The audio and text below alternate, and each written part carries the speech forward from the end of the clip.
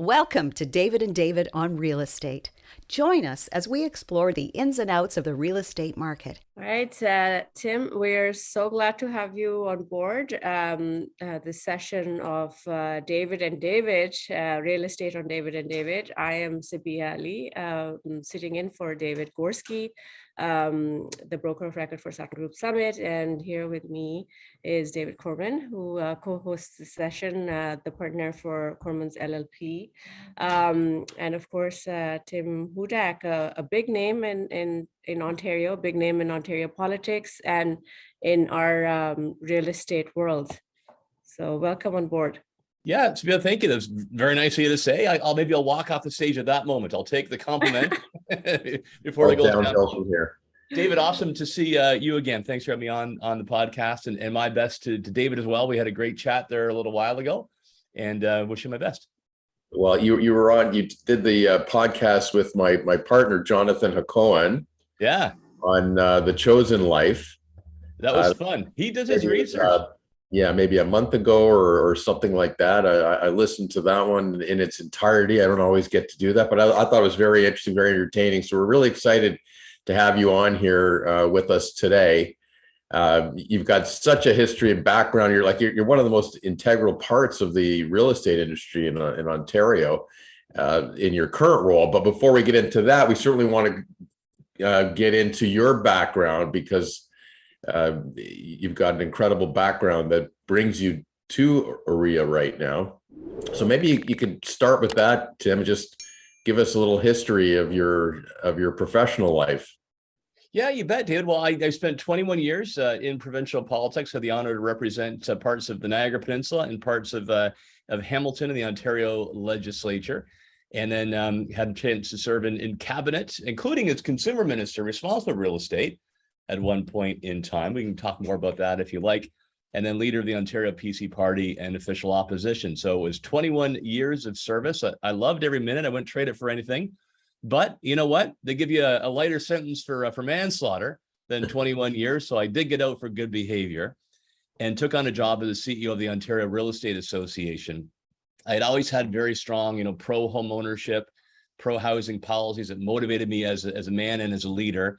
And I was thrilled when that opportunity presented itself, and it was a great place to move on to. And last, I'm married to two awesome daughters, Maitland and Miller. One's in grade 10, one's in grade 3. And my wife, Debbie Hutton, who also is involved in politics, and you can hear her from time to time, does her own talk radio on News Talk 1010. So there you go. Yeah, no, I do keep her on there. Yeah, we keep a pulse on what your thoughts are on real estate and whatever's coming our way. We have a couple of questions lined up for you as well. I'm very curious to know your point of view on a few things, Sure. Including the foreign investors bill that was passed for purchasing as investors in Ontario. What are your thoughts on that, Tim? Yeah, I really think that, look, I get the politics of it. I bet you've polled. It's a very popular, polling item. But I worry that any calories that we spend on the demand side are ignoring the fundamental problem on the supply side, which is lack of inventory, lack of options. I mean, we built more homes in the 1970s than we did in the 2000s, with a lot more people, a lot more immigration, the millennials coming into the market, right? So we need to focus every ounce of energy we can at creating more homes, particular starter homes for first-time buyers, move up homes when the kids come along, quality rentals. And the fourth one would be, homes for empty nesters where they can stay close to the grandkids, but free up that family home for somewhere else. My other concern here is that if we do that, Van, a lot of Canadians buy properties south of the border in the US, increasingly in Mexico. And I do worry that this will result in some kind of trade retaliation as well that may leave Canadians worse off ultimately. And what do you feel about, and I wanted to ask David this as well, I mean, what do you guys feel about the whole fact that we've kept ourselves as a country which is very open to immigrants, open market, people can come, buy, purchase properties, their kids go to school here. Eventually, a lot of, people working abroad are moving here back to Canada or as new immigrants. Does this not put sort of an unfriendly hold on that aspect of it as well, because it's affecting students and their parents purchasing property in Ontario also. So I'll add something. I'm looking forward to David's comments. If you did, it's always important when you're making big decisions in government to do so based on a thorough analysis of the causes and possible solutions. I apologize. And consistently, the amount of foreign purchases has been in low single digits. The province publishes those every year, I think, between 2% and 3%. So it's not a market driver. And look, I get it, right? My daughter, when she comes of age, she's played by the rules, worked hard, hopefully got her degree or diploma. I want her to have good access to housing. But the way to address that is by increasing the housing supply, not closing our doors. If it was rampant, if it was runaway, if every property left, right, and center was being snapped up, look, I get it. But 2.5%, that's not driving this. Yeah, I'm glad you said that, Tim, because I'm not in politics, never been in politics, but I've been arguing that with people and saying that since we had the first NRST legislation, the first non-resident speculation. Like, I didn't get it. I didn't think that it was really going to have the effect that publicly it was, the claims were making that it was going to have the effect to slow down the market, because it's such a small percentage of people that are actually buying it. But it's like anything else. It's in the media. It's something people talk about. They think, oh, it's foreign buyers. It's foreign buyers, but it's such a small percentage. So I don't know if you probably have more like statistical analysis, more insight on it. But I don't think when the NRST itself first came in, it alone did not slow down the market at the time. There's a number of other factors, and all it did to me was just say add cash to the government. They were getting a percentage of every deal from it. But I deal with a lot of foreign buyers, and they were still buying. They're saying, okay, I got to pay 15%. I'm going to make less profit on it, but I'm still buying a property in Ontario, and I'm going to pay my 15%. Now there is one. If I can add this, there is one demand side measure that I think we should do, because it's just the right thing. And I am worried about money laundering and how increasingly attractive Canada and Ontario are to overseas drug dealers, criminal organizations, and corrupt political officials. And as David was indicating, Canada, it's a smart investment. So unfortunately, it's going to attract a bad lot too. Who will say, well, I can park my money, keep it here, safe from other corrupt officials, because real estate pays off in the long run. But I think we'd all agree that we'd much rather see every home go to law-abiding Canadians than the niece or nephew of a drug leader from overseas. The US, the United Kingdom, the European Union have all cracked down in this area. It's made us an increasing target. In fact, there's actually a line they use in Russia today called snow washing. And that's money laundering into Canadian real estate. And they call it snow washing because it snows all year around here, I guess, right? But they actually talk openly about investing in real estate in Canada. We got to shut that down. There's a measure we can do that's just a plain right thing to do. Right, of course. I mean, but for me, the point of view is that the perception makes it all right, and it does make people feel like, okay, because we were attracting so many students, foreign students. Our universities are doing better now than they've ever been doing. My father moved here after retirement to Canada. I moved here as a working individual. It was a place where we first actually invested in real estate, both myself and my dad, and then we later on moved here. So for people like us, I think it was a place where you can start off. My sister did the same, sent her nieces to my nieces to McGill. They're now both working in Ontario, doing very, very well. So that aspect is also there, but you're 100% right about the other elements of it. So I got a question for you then, Tim. So while we're on that, and I agree that we're better off to focus on the supply side. So what can be done on the supply side? Like, I think you'll correct me if I'm wrong, but that's part of your role as head of OREA to lobby and push the government to do that. Is that correct? Yeah, exactly. So when my feet hit the floor and my team at OREA, our number one job is to help create that next generation of Canadian homeowners, to make sure that Canadian dream of homeownership is closer at hand to average hardworking Canadians, because as you both know, that's been slipping away.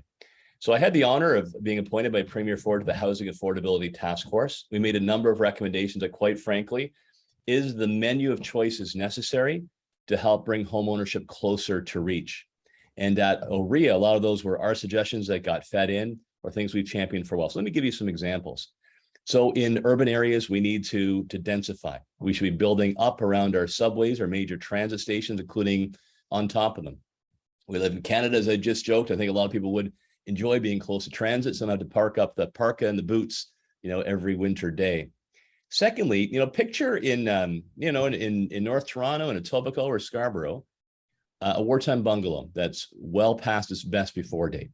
Now, the homeowner today could knock that home down and she could build a 4-story monster home. We support that. It's her property. They saved up money, that family, and they have the right to do that. But if she wanted to knock that down, David, and put in, say a duplex, a triplex, or townhomes where 3 or 4 families could live, holy smokes, they go through this regulatory ringer. The NIMBY forces all descend, the lawyers get involved, the fees, the timeframes. They basically throw up their hand and walk away. And who loses? It's those 3 or 4 families that won't get a place in the first place. So we call that ending exclusionary zoning. Those are 2 ideas that we put on the table. The last one I'll throw out, and I'm happy to come back to more. There's going to be some empty space in the commercial side as we have hybrid work environments, more orders directly. So as commercial space shrinks and government space, we should convert that to mixed use residential or residential altogether. The government is actually the largest landowner and property owner anywhere in Ontario. We think conversion to residential there will be environmentally friendly. It's already in servicing and will be affordable for many families. So who else is with you on this? Like, you get appointed and who else is it? If you could just sort of explain like who else on that committee. Yeah, we had a broad-based group of people, but it had 2 things that made it very successful. I mean, as I mentioned, I spent 21 years in government and sort of 5 years now advocating for homeownership with government. And it was, we had folks from the home building side, we had Aboriginal housing leader, we had folks from the not-for-profit side, Habitat for Humanity, for example. And we got our work done within 30 days. So we had people who actually had some expertise. We did a blitz consultation with across the board on the housing issues. And our report is available online.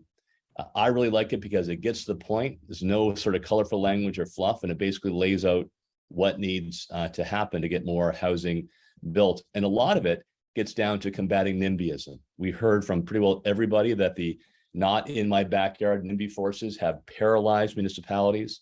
City councilors will often listen to them, the 4 or 5 NIMBYs as opposed to the 100 people that want to move into the neighborhood. And it's gotten so bad, David, we heard there's a new acronym. It's called BANANA.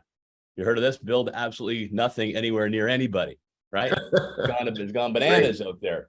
So changing the system to overcome the NIMBY resistance forces like that will help bring more homes that people can afford to reach as well.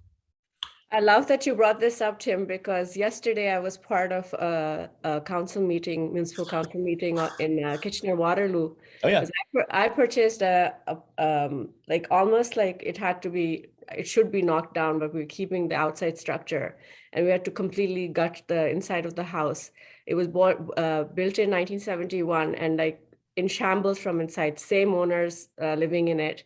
And I had 3 neighbors that had a problem with us going in, cleaning that, because you know how you have to post it that this has to be done. And I'm building a duplex there inside the unit. Nothing's happening from the exterior, but I was so shocked that you would not want me to clean up and, spend all of this money that I'm willing to do to build like completely new units inside. And already the permits are there. Everything is there. It was for a minor variance, but 3 neighbors showed up to talk about something that's already allowed to begin with. Yeah, and it can be small groups of people that stymie projects that are going to help bring homeownership for many, many families. We identified that as, really the biggest threat to making sure that the next generation of Canadians can actually own their homes. And when immigrants settle here, like your family, like mine, right, that they can actually find a place to raise their families.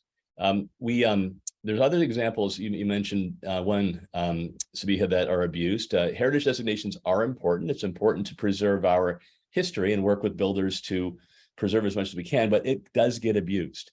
And we saw sort of random batch applications of heritage designations, for example, along the subway and the Danforth line that really had no historical significance.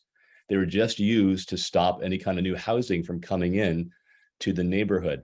There's also rules around shadows that make no sense. We heard about one in Toronto. Now, I don't remember if I have the exact numbers here, Sabiha and David, but a tower being proposed or a condo being proposed in Toronto would impair the park with a shadow on 1% of the park for only a couple hours, a couple times a year. That was it.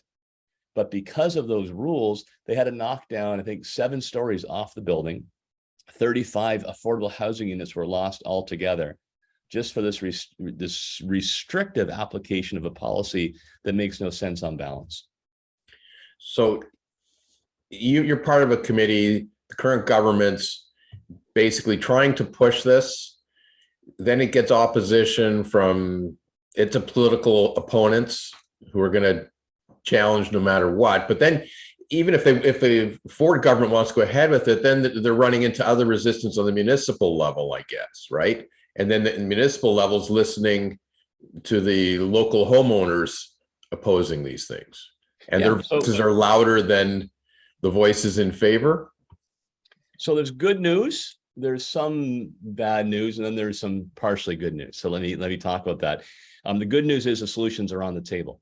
Whether it's a home for everyone.info plan that OREA put out or the housing task force I talked about, the solutions are on the table to build 1.5 million new homes over the next 10 years. That will help us play catch up for the homes we failed to build in the 2000s and for population growth. That's the good news. Right. The bad news, David, you're right. The province can create all the toolbox it wants and fill it with all kinds of tools for the municipalities, but some municipalities just leave it sitting there on the shelf because they're afraid of those 3 or 4 local citizens on the NIMBY cause. The partially good news is we've actually seen progress. So the Ford government has brought in pro-homeownership legislation, probably the most pro-homeownership legislation we've seen in a generation. As they began their second term, the Strong Mayors Act will give mayors in Toronto and Ottawa, for starters, a greater ability to move the decision-making up. So it's not the local councillor who's paralyzed. It'll be a citywide decision that will move housing forward. And my last one on this is I really think the province needs to take a carrot and stick approach. So let me explain. So if one municipality is playing ball, they're saying, you know what, we want our young people to find a place in their home community and keep our talent here, and they build more homes, reward them. They get the money for their subway project or their new road or their hockey arena. And if the municipality turns their back and says, we don't want anybody coming in, we're fine the way we are, no newcomers, young people move out, well, they get the stick. They don't get their project. That kind of housing delivery fund, I think, would go a long way to incenting good behavior and making sure those that don't clean up their act. So does that work in other places? Is that type of approach working in other provinces or other examples in the US, or are we just in a different system here and we've got to find different carrots? It does work in other areas. Quite frankly, it's a really good question because we're going to need some bigger carrots, I think. Sadly, Canada ranks second last in all the OECD countries in how long it takes to get a home built, like second last. For whatever reason, the Slovaks are worse than us. That's actually my family's heritage. I don't know why, but Canada is actually second worst on that list. So we've got a bigger hole to dig out of. But I will tell you, in countries like New Zealand, Australia, parts of the states, including California and Minnesota, have put in policies to get rid of that exclusionary zoning that I talked about earlier on, giving more options to build more properties on the space that we have. And this is necessary. We've got, Lake Ontario one side, the Greenbelt on the other, the GTA. So we have to maximize the use of the space that we do have for development. So the good news is that in those states and countries, these policies have made important progress. So we need people like you and other like-minded people to keep pushing this in your official capacity. And we need to be electing the right people on the municipal level too, that are in favor of these ideas too. We've got a municipal election coming up, and unfortunately, I get disappointed every time we have an election, and I'm sure you've experienced this many times, Tim, is how few people actually turn up and vote. Like, everybody's got an opinion, but your opportunity to express that opinion is by voting in a municipal election, provincial election, federal election. And it shocks me how low the turnout is, and when it really comes down to it.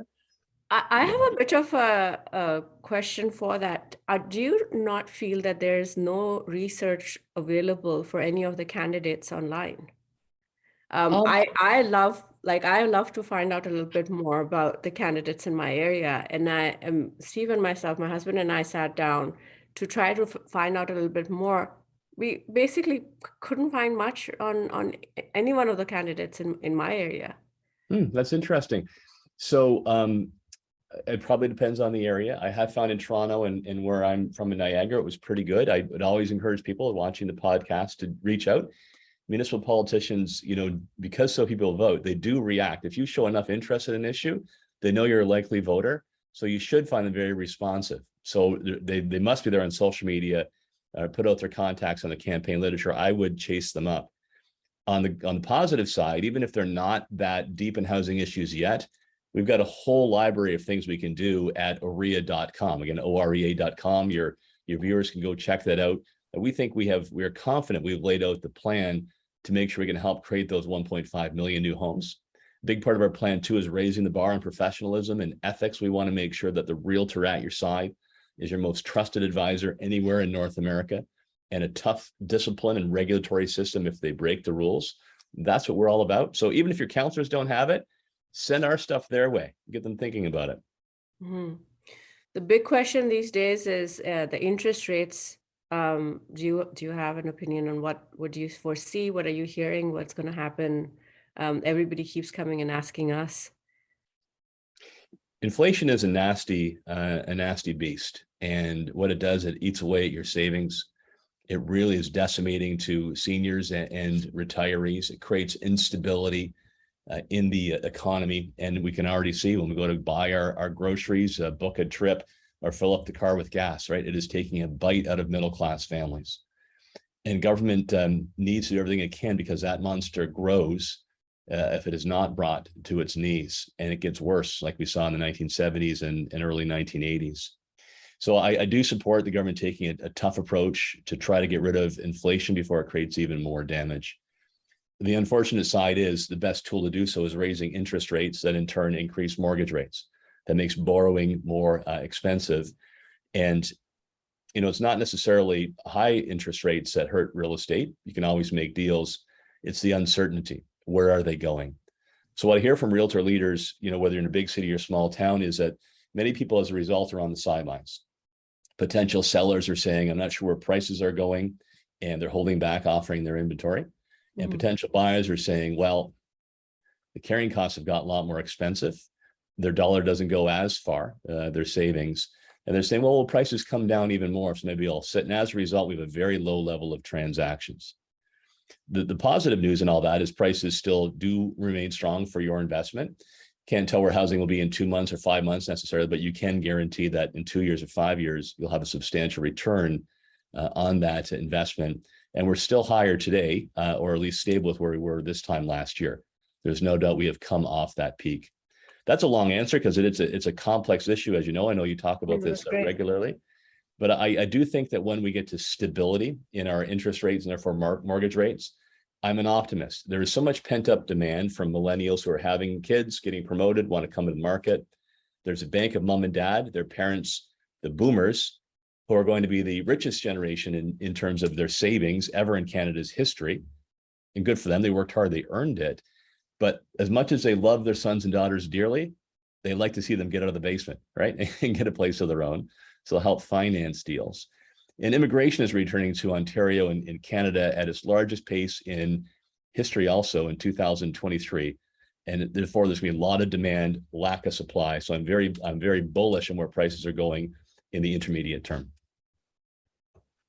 Yeah. So a few things there that I find interesting, your comments. I agree from my point of view that it looks like it's uncertainty in the market as opposed to a real stop in the market. And we had an economist on our podcast a few weeks ago, and he sort of confirmed that to us. He said, you can't forget that, what's a norm? Like, we were in a historically low interest rate market for a long time. And that's unusual. So it's just the current generation living through that. I think that's where interest rates are supposed to be. But no, the interest rates historically will be normally somewhere 4% to 8%. So he sort of said, might go up to 8, might get a little bit higher by next summer, might come back down, but it's probably going to settle somewhere in there. It's not going back to 2% or 1%. Yeah, and nor will go to 14 or 15, right? That's a really good perspective. Dude, thanks for sharing that. And I do hear that a lot from realtors in terms of let's set the right context here in perspective. We had a crazy market in February, March, right? That is not normal. Most say that it's more of a balanced market today, right? This the seller's market we had earlier on is faded now more into balanced market. There's more time for transactions, more time to put conditions on deals, more time for a breather. And ultimately, they said that's healthier to smart decisions.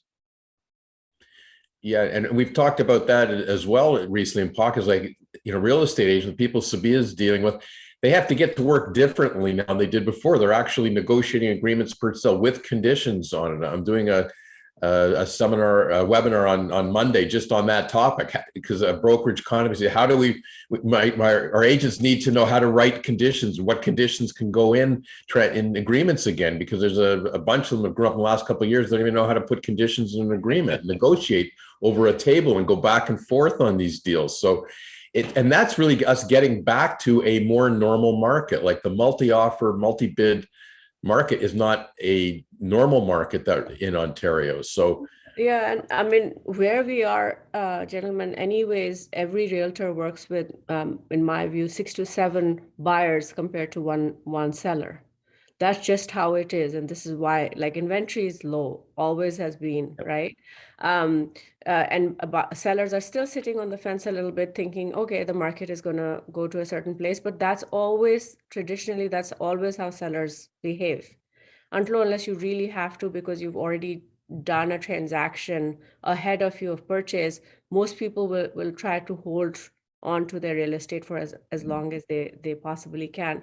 But now finally there is a time where you're not coming in. February, March, January, even you were going in $250,000 over, blind man's buff basically, and going in and trying to do something about your deals. But now at least there is some options for the purchasers, and it's a much healthier market for buyers also, even though it is a trending towards a buyer market, but it's also a healthier market for sellers to sell it now also, because the sellers are now would become buyers when they sold their house.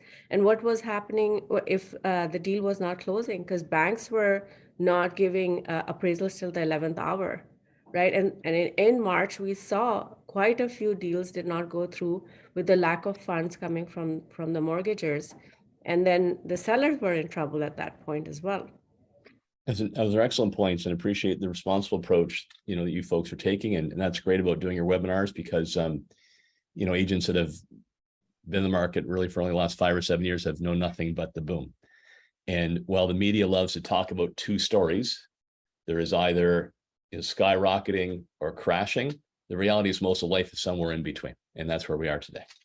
Yeah, I got to throw in there, Tim, in preparing for this webinar, I'm going through the OREA clauses of conditions available with the agreement of purchase and sale. I'm just scanning it from top to bottom to pick out which clauses I want to talk about and point out to them. So like that's an important service. That's part of what OREA does, and that makes that available. So maybe talk about that a little bit, because OREA does a whole bunch of different things, so we sort of talked about the lobbying part of it, and maybe you can explain a little bit about some of the other role that you have.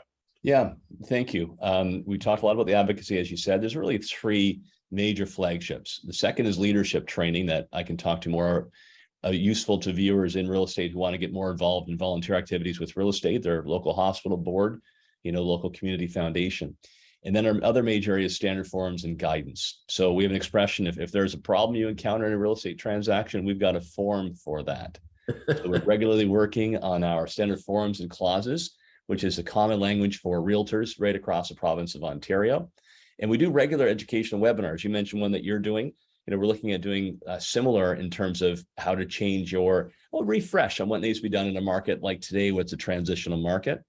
We monthly have seminars that have several thousand people that attend them, and we take questions and post the answers either online or through these webinars on what form to use in what situation. A bit of a review from what you may have learned in real estate college that you may have forgotten about in the meantime. We'll also give guidance. For example, a big part of what we did during the COVID pandemic was to talk to the province, find out what the rules were going to be for an open house, for conducting business during the pandemic. And we put out guidance on proper professional conduct. Big part of our job. And if you want to sign up for those webinars or see what we've got in store for October, November, December, go to OREA.com, get on the feed. It will really help you brush up your skills and see what's coming down the track. Yeah, that's good. I think a lot of people just forget sometimes that your organization exists and how supportive it is to the overall real estate industry, and that part of what you do is you've got those resources available to people to go to. Now, some are fortunate; they're dealing with people like Sabiha and brokerages that are on top of things and sort of do that for them, and then and then have that information available through the brokerage. So anybody that doesn't get that type of support, I encourage you, go directly, look it up yourself or get your brokerage to get involved in looking that up, because it's very valuable resources. It's something that, that I check in on once in a while to see what's new and what's coming up to help me in my preparation for our clients. No, that's great. And we regularly update that. If there's a new, legal case that's happened that impacts on the real estate business, we do have a committee of experts, and we annually update our forms and clauses, or even more often. You get all this, by the way, for $110 a year. That's all the OREA dues are. They've been frozen since 2008.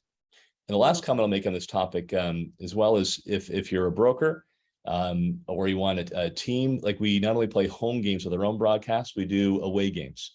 So we're pleased to come in your office or do a Zoom. A big part of what my team does is that direct outreach to brokerages and teams to answer their questions and talk about what's new when it comes to standard forms and real estate guidance. That's so important, Tim, because as David was saying, that a lot of people were not putting the clauses in. That's a very unsafe playing field for realtors. I came across so many issues with even external realtors, not from my brokerage, where they had put on a clause, scratched it off, clients initialed on it for mortgage, for instance, because that was the big thing. People Right. were constantly overpaying and purchasing more than they could sometimes even afford. And then the lender would come back and say, no, we're not going to accept it. Right? We're not going to fund this. And the realtor would find themselves in predicament. So, I mean, there's the clauses that you put in, and then you get them scratched off. And then you have that form 127, which is another signature from the purchaser saying that, yes, we agree to get this clause taken off, because it was a scary world out there for the realtors as well. And all the onus lies on them. And unless you really know what you're doing and protect yourself in every which way, you're not just protecting your client, but then you also in turn have to protect yourself as well as a real estate professional. No doubt, that is an excellent point. And real estate has become increasingly legalistic, increasingly complex. And your clients are counting on your level of expertise and knowledge of what may have recently happened. And you never know in a transaction what type of complication is going to come up. So I'll reinforce our standard forms and clauses. Webinars we do several on a monthly basis. We'll do on demand at a brokerage. We'll answer your questions directly. You can simply email in a question, and we post those answers pretty broadly on our legal forum as well. We are there for you. We want to make sure that the expertise and the research that we have is at your hands, so you can be top of your game when you're working with a client in a very complex situation. Tim, the big news from last week was the mortgage frauds that are going on. Obviously, rooting from this extreme surge in the markets for home prices. And then, people are trying to do all kinds of things to get into their foot in the door. I know you had a very serious outlook towards it, which is the right outlook. Would you like to shed some light on that? Yeah, we're very, very angry about this. Anytime a real estate agent takes advantage of a client, plays fast and loose with the rules, breaks the law, we want them gone from the profession. Absolutely, RICO should be pursuing this. I'm sure they are. We're actually meeting with them next week to talk about this issue. Mm-hmm. We should make sure legal authorities are involved, because these are criminal. And then those found guilty should be kicked out of the profession and never to be seen again. We've been fighting long and hard to raise the bar when it comes to professionalism and enforcement. We did convince the Kathleen Wynne government and then the Doug Ford government to modernize our legislation. It's a new act called the Trust and Real Estate Services Act. There are new tools in there for a greater ability of RICO to eliminate, suspend licenses, to deny licenses from square one, and much higher fines that reflect real estate values of today. We also joined hands with RICO and fought for new abilities to do investigations, because right now it's often complaint driven. But if they see patterns out there, they're suspect or particular brokerage, to actually go and investigate. We want to see them concentrate their resources going after the bad actors and then kick them out of the profession altogether.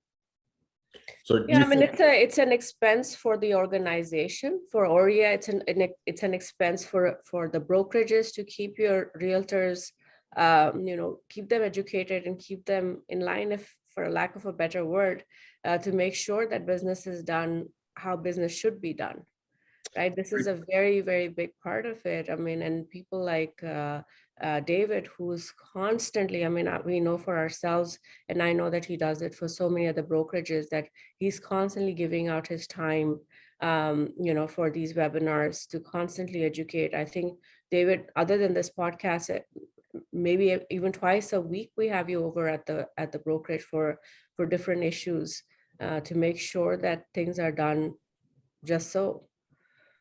For sure. The new legislation also will hold management accountable. There's new definitions around a broker of record, managing broker, all of that, to make sure that brokers are as well held responsible for the bad behavior of any agents. So you think there's enough teeth in the current legislation to really come down hard on these people, like for just suspending people for a period of time or fining them is not going to do it. This is fraud. This is criminal fraud. It's not bending rules. There's intent here. These are criminal fraud actions, and we need these bad actors out of the business entirely and not allowed to come back. Is there enough teeth in the current legislation to do that? And you think there's a willingness on the RICO side to really get after this? I believe there is. I do. First of all, there's enough teeth in there. Yeah, we fought hard to make sure there's real teeth in the legislation for discipline investigations and to give the boot to those who deserve it. So yes. Do I think RICO's serious about it? Yeah, I do. We do have meetings on this topic. We're going to be talking about this mortgage fraud specifically in the time coming up. And we need to cooperate with law enforcement, right? These are criminal activities, and anybody who commits that kind of crime like fraud, they have no business being anywhere near any real estate transaction. And we're going to keep on this. Yeah, like we've been dealing with fraud in the industry for a long time, and that's why there's title insurance is such an integral part of our transactions, and that's been around for 30 odd years, I think, in the province now. But generally, we're dealing with real fraudsters that aren't part of the real estate industry necessarily. They're people coming in and trying to take advantage, and then we have certain protections and certain things we do. This is a whole different element. These are people that might be, part of the real estate industry, licensed brokers, licensed agents, and things like that. They're, I guess, in a desperate stage and saying, I'm not getting any deals done. The only way I can get deals done is I get my client's mortgage approved. So we're gonna break some rules and provide some information that's false. So it's sort of a different level. It's not something that, it's not up to the title insurers. They have no teeth to kick these people out of the business. They can, when these are disclosed, they can choose not to insure those transactions. The transactions might fall apart, but we need to get these people out of business. They got to go find another industry or and spend some time in jail first. Exactly. Put them behind bars and never let them anywhere back in real estate or mortgage. And I need to update myself on where the mortgage rules are and their enforcement, because obviously that's a big part of this story. But, I think all of us are tired of seeing, when it comes to fraud, a slap on the wrist, and then people are back at it and some other scam down the road, right? You've got to crack down, put them behind bars, and make sure they're never part of the real estate profession again. Yeah, there's enough issues that we have to deal with right now without worrying about that financings are being provided on a fraudulent basis like that. It makes everybody in our industry look bad. So I'm happy that that OREA is taking an active position in that, and RICO, I just hope to the end of the day they just really come out aggressively on this and just eliminate. They've got to set an example. So otherwise, if it's a slap on the wrist, it's an invitation for others to follow. Yeah. And they're going to say, I hope I don't get caught, but if I do get caught, it's a slap on the wrist. Yeah, it's a crude term, but you need to move from slaps on wrist to heads on spikes, right? And that will send a message, pretty darn quick about what happens when you break the rules. Here's another thing in the legislation that we fought for that I'm feeling optimistic about, and that's the ability of RICO to have a greater sense to get market data and to analyze it. And I'll tell you why with a bit of an analogy. The AGCO, the Alcohol and Gaming Corporation in Ontario, licenses alcohol bars, restaurants, cannabis, and some other things.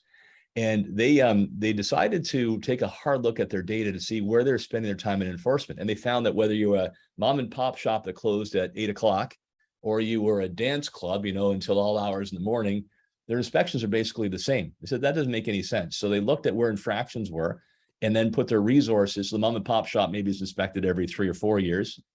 And the place that doesn't clean up their act, they get an inspector until either they clean up or they lose their license altogether.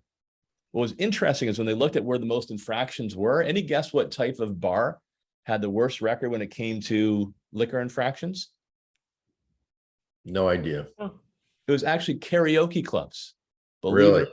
So nobody knew that until they actually did an in-depth analysis of the numbers, because people would get drunk, so they get up the nerve to go up there and sing.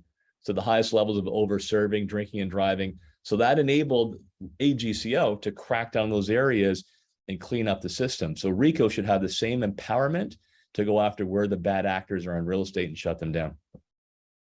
Yeah, I don't get out enough and attend these places. So if you have any recommendations of good karaoke clubs, let me know.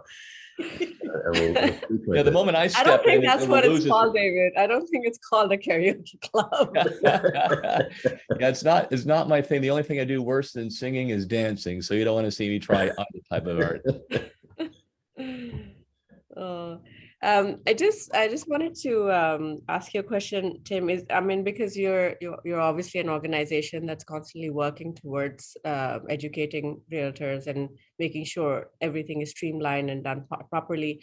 Is there any area in OREA which realtors are not using to the best of its abilities, or they're not reaching out to it, or I always like to see more access our standard forms and our guidance that they talked about earlier on. It is actually our most valued product when we survey our members, but not everybody knows that resource is there. Again, from we call it the standard, which is a broadcast. It's like a TV talk show about the issues. We'll do in-depth webinars on particular forums, and we're always available to answer questions and post it under legal forum. You can see all of that at OREA.com. Another area, if your viewers are interested, is our leadership training. And this is an investment in our realtors in their skills around governance, volunteer activities, reading a financial form, running a board meeting, public speaking. When my time in politics, I mentioned my 21 years, I was always impressed, Sabiha, because in volunteer, there's no better profession than realtors in getting involved in the grassroots volunteer organizations in our province. They're always there for the school councils or school fairs, the hockey club, soccer, right? So we said, okay, well, let's invest in that. So if you want to learn more about skills and being a volunteer, being on a board, good governance, good financial practices, we do have leadership training for that, a series of courses from, they call it L100 to 500, or if you want to be in your real estate board. So again, check that out at OREA.com. And the last thing I'll say, we run really, really good conferences. So coming in the third week of November, the 22nd and 23rd is going to be our reality conference. Think of it this way, that will be the best stage anywhere in Canada to see where the real estate market is going from North American leading experts, and to see how you can actually grow market share in challenging markets like today. Mm-hmm. That's supposed to be a very big event. So yeah. So I assume you'll be one of the speakers there. Myself? Yeah. I got a kind of cool role. I get to interview President Bill Clinton. Bill Clinton is one of our guests, and we started the show talking about home ownership and how to motivate government officials to make the right decisions to empower more homeowners and more rental units. So Bill Clinton, as president, actually had the highest level of home ownership in the United States to his time. So I'll be asking him about that, his experience in politics. So that's really cool. We're going to have the top CEOs from some of the biggest real estate companies in Canada on the stage saying where they think the market is going and offering their tips on how to level up in the challenging market. We have Bozoma St. John. She was the Chief Marketing Officer of the Year in 2021. She's been with Netflix and with Uber. So if you want to see the latest in marketing techniques, she'll be on the stage. A Canadian celebrity, Simu Liu, he was in the new Marvel Shang-Chi, the new Marvel superhero. He was in Kim's Convenience. Canadian guy. He's going to be talking about image and second careers and his experience with real estate. I can go on and on. Christine Quinn from Selling Sunset, a very popular celebrity realtor. And they'll do a session like part of what we discussed earlier called Bears and Bulls, leading economists saying what they see happening in the market and the real estate market, and some experienced realtors telling you what that's going to mean for your business. Anyway, Reality Conference, realityconference.ca. Buy your ticket soon because the early bird is about to end. We'd love to see you there. And this is a live conference, right? This time. And is there an ability to attend virtually as well? So there is not a virtual component. It is going to be in person. We're looking towards about 2,000 of realtors there. So the networking opportunity is going to be incredible. Your ticket covers lunch. There's actually a bit of a spa in there, and a couple of additional parties, including OREA's 100th birthday bash. We really want to create an atmosphere, David, that we're back in business, we're in person, and success in real estate really has to do with networking and keeping and lasting relationships. So a really good place to see colleagues from across the country to trade information and develop those connections. Okay, so there are limitations on how many could attend. So anybody out there that's thinking of it, don't wait too long and get your tickets, get committed, and get there. It's and this is an annual event. We do it every 2 years. And okay. The last thing I'll add too, if you want to see what sort of latest gadget, software, program, app is going to be, we're going to have 40 different technologies in our trade show. That's covered by your ticket cost. And we're going to do kind of a fun sort of Dragon's Den approach, where we're going to have new technologies present to some expert realtors and brokers. And then our sort of Simon Cowells of the group will say whether they think it's worth buying or they think it's going to be a flop. So check that out. It's going to be a lot of fun. Yeah, so it sounds like it'd be very informative and entertaining at the same time. So it's great, and it's great that everybody's back. COVID is under control enough that we're back to doing these type of things, and people sometimes forgot that there are these resources out there available, and it's important to look these things up. So hopefully people will check it out and do it. And one of the great benefits of being part of your organization, right? There's a whole bunch of things that people sometimes aren't aware of. They're using one little bit of it, or you think you're out there doing one thing, but it's a whole host of things. So that's why it was important for us to get you on here today to do a little commercial for OREA. David, I appreciate that opportunity. For the $110 a year, by the way, it'll be reduced by $35 next year. We've just had strong financial management. So for 1 year, there's a dues reduction. You get an awful lot from the advocacy that fights for your clients, the women, men, families are working hard for every day, the standard forms and clauses and guidance. It helps you maintain the cutting edge when it comes to the best professional advice. Our leadership training, probably a bit of a hidden gem that can help you in your community work or your volunteerism for real estate. The conferences do cost extra for that kind of conference, but boy, if you want to have the stage of where things are going in the market and hear from the experts across North America, there's no better place to be. Yeah, and these are deductible expenses. It's not a huge cost at the end of the day, and the benefit is enormous. What you can learn and how you can grow your business and your practice, and make sure that you're doing things the proper way and you're not getting yourself in trouble. Anyways, I encourage everybody to get involved and attend these things. Sabiha, I assume you're encouraging your agents to do it as well. Yeah, so the conference is quite amazing because it opens a lot of opens a lot of doors to ideas and thoughts for realtors, right? Like I always feel when you attend a conference, you get so motivated to work on your business. Good. Not necessarily just coming from speakers, but just being around, and what you said is networking with other realtors and seeing what they're doing and where they're going with it. So that's above and beyond what OREA does every day for realtors. You know, we're using the forms every day. We're using the clauses every day, but this is a little bit above and beyond. It is a little bit pricey for some realtors, I feel, but so, you know, we do need to push them into this way. But like you said, David, it can be expensed out for sure. And it is 2 days, and the lunches are covered as part of that ticket. I will say too, for the leaders in the sector watching the podcast, whether they run a brokerage or a team, there's also a bulk purchase discount. So if you want to buy it for your agents, I think we have 7 tickets and you get the 8th one free. So you could do that as well. The other thing that might be interesting to a lot of people is you want to know what's coming in terms of new brands and new ideas. I mentioned our trade show of over 40 new technologies. We're also going to be having Glenn Sanford from EXP and Pamela Liebman from Corcoran. These are 2 firms that are very large in the States that are going to be doing increased business in Canada. So if you want to know what they're all about or why they see Canada as a good market for them, you'll hear that on our stage as well. Mm-hmm. Mm-hmm. Right. Well, and look, everybody's going through a bit of a lull in our current market.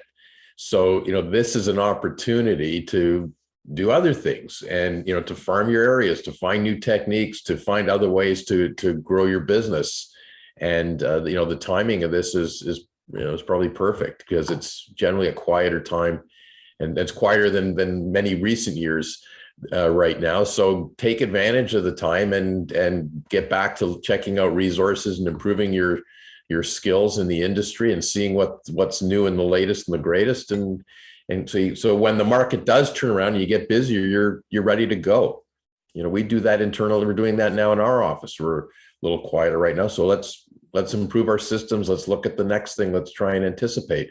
So we're always encouraging people, small businesses are all in business. Let's take advantage of what's out there. So it's great that, Tim, that this is available to people, and they just have to know to look it up and take advantage. Absolutely. One last time, realityconference.ca, realityconference.ca, November 22nd, 23rd in Toronto at the Beanfield Center and Hotel X. We're also having a 100th birthday bash. Those tickets are almost sold out. So if you want to go to that big networking session or our YPN booth, which is a throwback to the early days of OREA with a sort of speakeasy 1920s theme, they're going to sell out too. So snap them up, realityconference.ca. Sounds great. All right. Thank you so much, David. Thank you so much, Tim, for joining us on Real Estate on David and David. This is an amazing session, and hope to see you around, and definitely encourage everybody to look up OREA.ca and keep educating yourself and keep yourself on point. Sabiha, David, thank you so much for having me on the podcast. Really appreciate it. A lot of detail we got into. So thank you for the work that you each do, and pass on my best to David too as well. Absolutely. Okay. Thanks very much, Tim. You bet. Thank you.